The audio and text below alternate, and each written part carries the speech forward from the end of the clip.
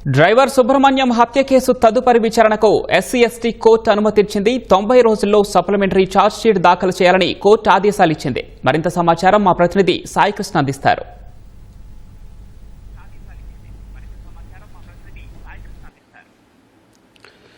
Pawan రాజమహేంద్రలోని ఎస్సీ/ఎస్టీ court కొద్దిసేపటి క్రితమే ఒక స్పష్టమైన ఆదేశాలు జారీ చేసింది. దళిత యువకుడు ఎమ్మెల్సీ వైఎస్ఆర్సీపీ ఎమ్మెల్సీ వద్ద డ్రైవర్గా పనిచేసిన వీధి సుబ్రహ్మణ్యం యువకుడు హత్య, ఆ తర్వాత మృతదేహాన్ని వారి ఇంటి వద్ద డోర్ డెలివరీ చేసిన కేసులో ఇప్పటికే ఒక రాష్ట్ర ప్రభుత్వం పునర్విచారణకు నిర్ణయం తీసుకుని ఆదేశాలు జారీ చేసింది. ఆ నేపథ్యంలోనే కాకినాడ జిల్లా ఎస్పీ బిందుమాధవ్ ఒక సిట్ ఏర్పాటు చేశారు.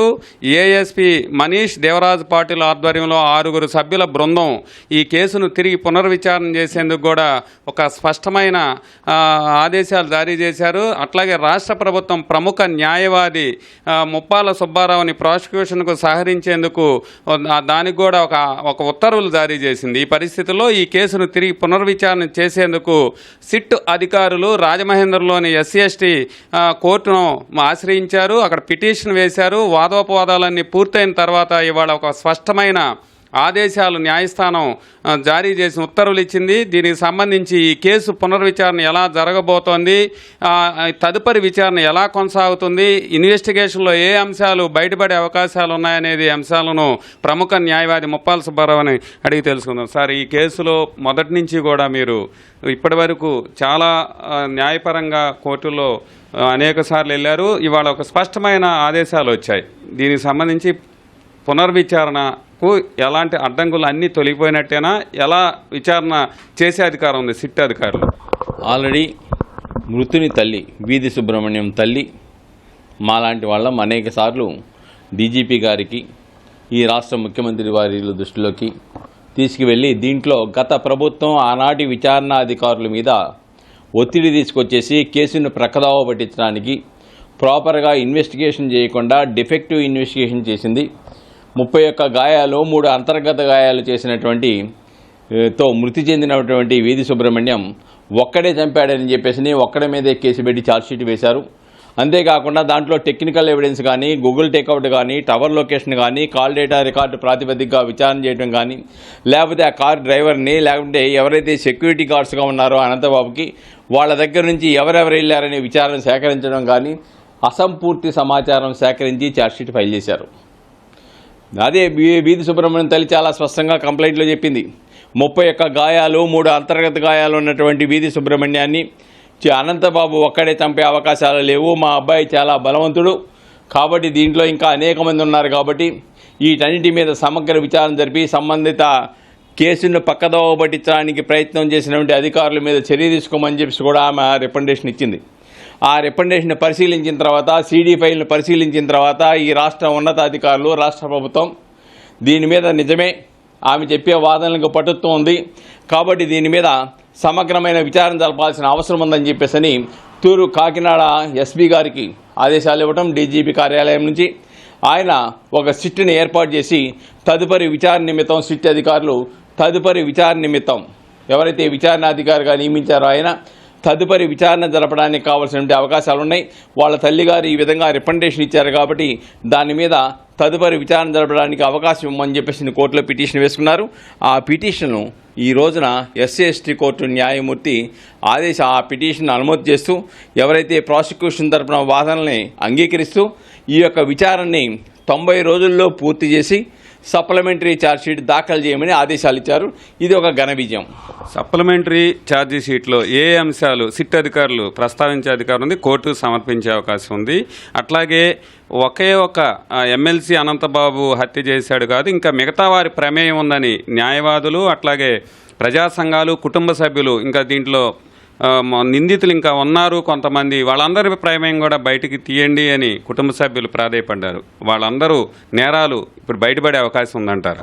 డెఫినెట్గాను టెక్నికల్ ఎవిడెన్స్ని కానీ, కాల్ డేటా రికార్డులను కానీ, లేకపోతే మిగతా సాక్షుల్ని విచారిస్తే డెఫినెట్గా దీంట్లో మరికొంతమంది ముద్దాయిలు వెలుగు చూసేటువంటి అవకాశాలు చాలా స్పష్టంగా కనబడతా ఉన్నాయి. డెఫినెట్గా మరింత మంది ముద్దాయిలు దీంట్లో వచ్చేటువంటి అవకాశాలు ఉన్నాయి సమగ్రంగా విచారణ జరిపితే. అంతేకాకుండా మరింత ఆధారాలు, దీనికి సంబంధించిన మరింత ఆధారాలు కూడా లభ్యమయ్యే అవకాశాలు ఉన్నాయి. ఎందుకంటే డెఫినెట్గా ఆ రోజు అర్ధరాత్రి ఒక మహిళ మరియు అనంతబాబు ఇద్దరు అర్ధరాత్రి 19వ తారీఖు అర్ధరాత్రి ఇంటికి చేరారు. ఆమె ఇంట్లోకి వెళ్ళింది, ఈయన డ్రెస్ మార్చుకొని బయటకు వచ్చాడు. అప్పుడే శవం కారులో ఉందా, లేకపోతే ఆ మహిళ కూడా ఈ యొక్క కార్యక్రమంలో పాల్గొందా అనే విషయాన్ని ఆ మహిళను కూడా విచారించాలి. అలానే అనంతబాబుకు సంబంధించిన అనుచరులు ఎవరైతే ఉన్నారో వాళ్ళందరినీ విచారించాలి. అంతేకాకుండా దీన్ని ప్రక్కదోవ పట్టించడానికి ఇదేదో యాక్సిడెంట్ ప్రమాదంలాగా సృష్టించేసి ఈ యొక్క మర్డర్ని పక్కదోవ పట్టించడానికి ఎలా ప్రయత్నం చేశారు, దాంట్లో ఎవరు భాగస్వాములు అయ్యారు, ఇవన్నీ కూడా డెఫినెట్ సీసీ కెమెరా ఫుటేజీలని ఈ రోజున సెంట్రల్ ల్యాబ్కి పంపాల్సిన అవసరం ఉంది మరలా. అలాగనే దీంట్లో ఎవరైతే అధికారులు తప్పుడు మార్గం పెట్టారో, కేసును ప్రక్కదోవ పట్టించడానికి ప్రయత్నం చేశారో, కేసులో ముద్దాయిల్ని కాపాడడానికి ప్రయత్నం చేశారో వాళ్ళ మీద కూడా నిర్ధారణ ఇస్తే వాళ్ళ మీద కూడా చర్య తీసుకోమనేది బాధిత కుటుంబం యొక్క విజ్ఞప్తి, ప్రజా సంఘాల విజ్ఞప్తి, మేధావుల విజ్ఞప్తి. కాబట్టి డెఫినెట్గా సిట్ ఎంటర్ అయింది కాబట్టి అసలు గుట్టు బయట పెట్టడానికి కావాల్సినటువంటి అవకాశాలు ఏర్పడతా ఉన్నాయి. దీంట్లో ఎవరు ఏ పాత్ర నిర్వహించారు, ఇంకా ఎంతమంది దీంట్లో పాల్గొన్నారు అనేది త్వరలో తేలబోతా ఉంది. తేలితే డెఫినెట్గా తదుపరి సాక్ష్యాలు కనుక లభ్యమైతే సప్లిమెంటరీ ఛార్జ్ షీట్ వేస్తారు కోర్టులో. డెఫినెట్గా దీంట్లో భాగస్వామ్య వాళ్ళందరూ కూడా తప్పించుకునే అవకాశాలు లేవనేది నిర్ద్వందం. ఎమ్మెల్సీ అనంతబాబు సుప్రీంకోర్టు ఇచ్చిన మధ్యంతర బెయిల్తో బయట సుమారు 2.5 ఏళ్లుగా బయట స్వేచ్ఛగా తిరుగుతున్నారు. ఇప్పుడు అతన్ని తీసుకొచ్చి మళ్ళీ పోలీస్ కస్టడీలో విచారించడానికి ఎలా విచారించే అవకాశం ఉంది? 60 రోజుల్లో ప్రభుత్వం ఈ కేసుని పూర్తి స్థాయిలో పునర్విచారణ చేయమని కూడా ఇప్పటికే ఆదేశించింది ప్రభుత్వం. అట్లాగే మిమ్మల్ని కూడా ఈ కేసులో ప్రాసిక్యూషన్గా సహకరించమని ప్రభుత్వం నియమించింది. ఎట్లా మీరు మీ దగ్గర ఉన్న ఆధారాలు ప్రభుత్వానికి సమర్పించే అధికారం ఉంది, విచారణ అధికారం? డెఫినెట్గా ఆల్రెడీ ఈ కేసులో మొదటి నుంచి కూడా ఎప్పటికప్పుడు వాళ్ళు చేసిన తప్పులను ఎత్తి చూపుతూ ఉన్నాను. నేర చరిత్రను బయటపెడతానని అతనిది. అంతేకాదు ఆయన చేసినటువంటి అక్రమాలు, అలానే పోలీసు వాళ్ళు చేసిన తప్పులను కూడా పోలీస్ కస్టడీకి 15 రోజులకి ఇంకా 10 నిమిషాలు ఉందనగా పిటిషన్ వేసి డిస్మిస్ చేయించుకున్నారు. అయితే ఇప్పుడు ఆ పిటిషన్ హైకోర్టులో పెండింగ్లో ఉంది.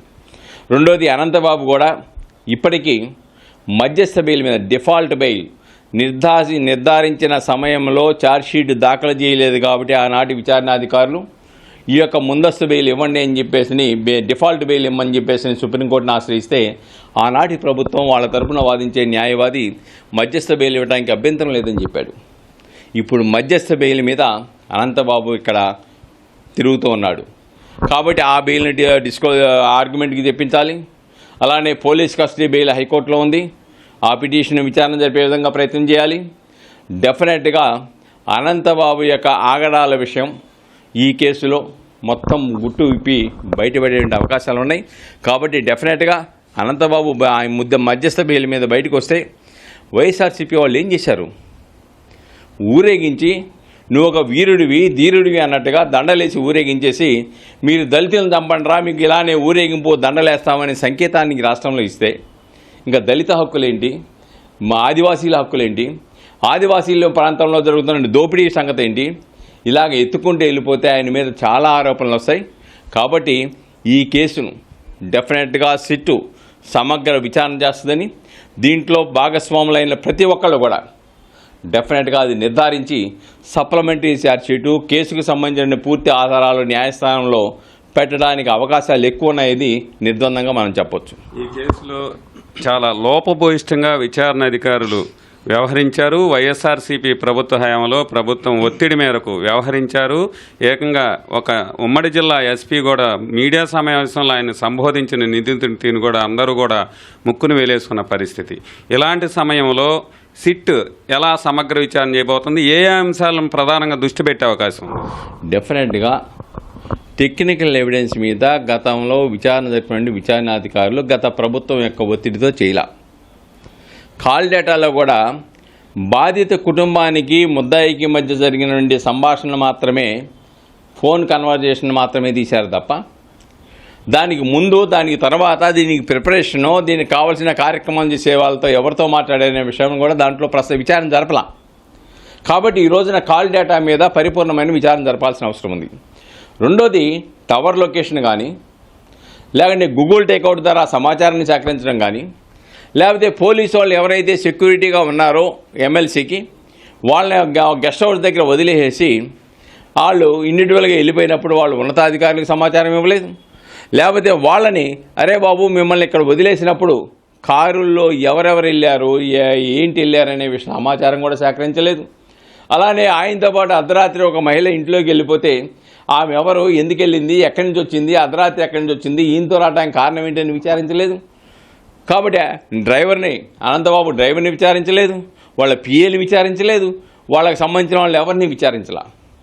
కాబట్టి ఇవన్నీ కూడా ఇప్పుడు విచారణ సంస్థ అన్నిటినీ పరిగణలోకి తీసుకొని గతంలో చేసిన డిఫెక్టివ్ ఇన్వెస్టిగేషన్ని ఓవర్కమ్ చేస్తూ వాస్తవాలని, దీంట్లో భాగస్వాములు అయిన వాళ్ళని అందరినీ కూడా వెలుగు చూసే విధంగా చేసి సప్లిమెంటరీ ఛార్జ్షీట్ వేయడానికి అవకాశాలు అతి ఎక్కువగా ఉన్నాయనేది వాస్తవం.